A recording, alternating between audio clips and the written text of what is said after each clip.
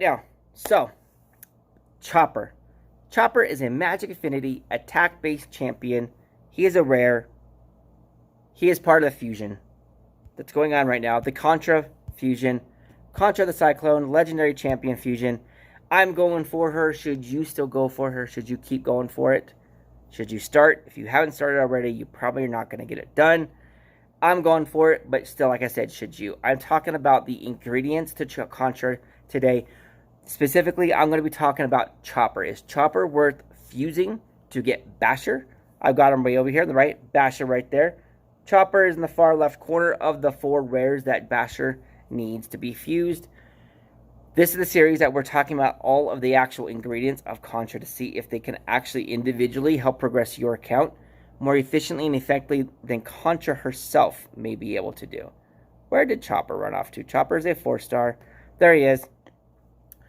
And we're discussing to see if these ingredients are actually worth keeping for your account to use and progress your account, or if they are worth more valuable to your account to actually fuse for the ingredients for Kantra specifically. So, Chopper, what does he bring to your table? What does he bring to your team and your account? His A1 attacks one enemy, has a 20% chance of placing a 30% debuff, decreased defense debuff for 2 turns. His damage is based off of speed and attack. That's an interesting combination. Very interesting. However, you buff him out, you broke him out, he has a 30% chance of placing his decreased defense. It's the small version of the defense. I got it. It's a one-hit A1. That defense, it's not very reliable. That debuff is not very reliable. It's a 30% chance on a one-hit A1. No go. However, I like the idea that Plarium is trying to put together with the speed.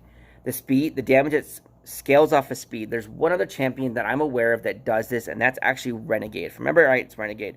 Let's go find out for sure. Come here, Index. Renegade is a Knights Revenant, rare champion. You're a rare champion, right? Renegade. Support. A1.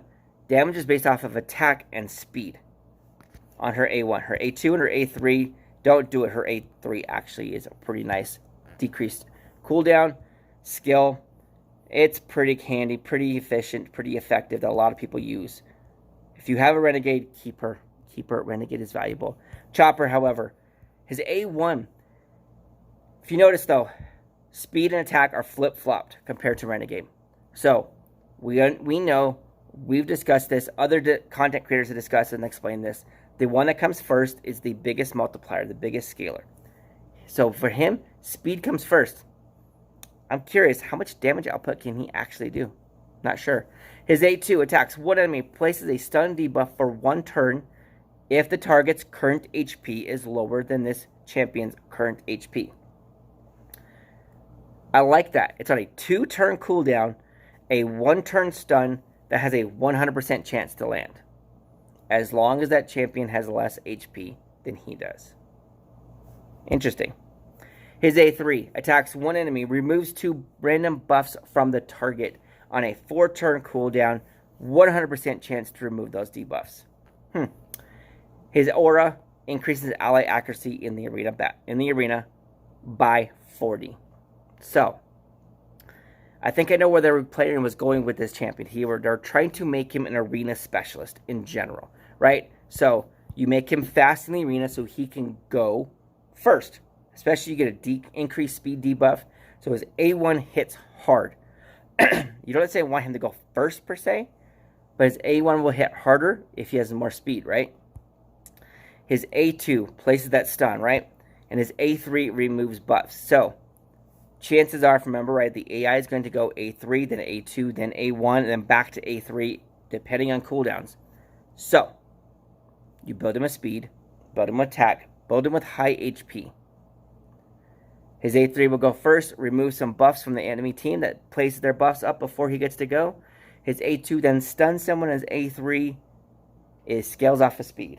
So, interesting. Interesting kit. If you've got time and ability to build him up, I'd say yes, keep a copy of him, build him up. However, for me, not so much. I prefer defense-based, tanky-style champions in general. I'm not in that speed rush in the arena. I use my champions to survive a couple rounds and then win the war of attrition. He's not.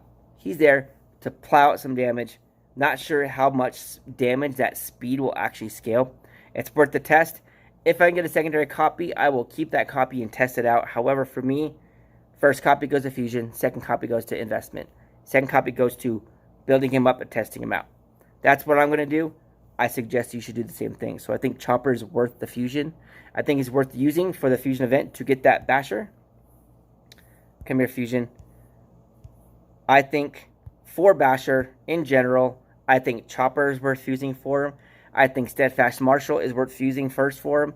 I think Bone Knight is worth fusing for him as well. I think Fencer, depending on where your focus is on your arena, Fencer might be worth it too. All right. But now, Basher himself. Let's go get him fused. I'll see you there.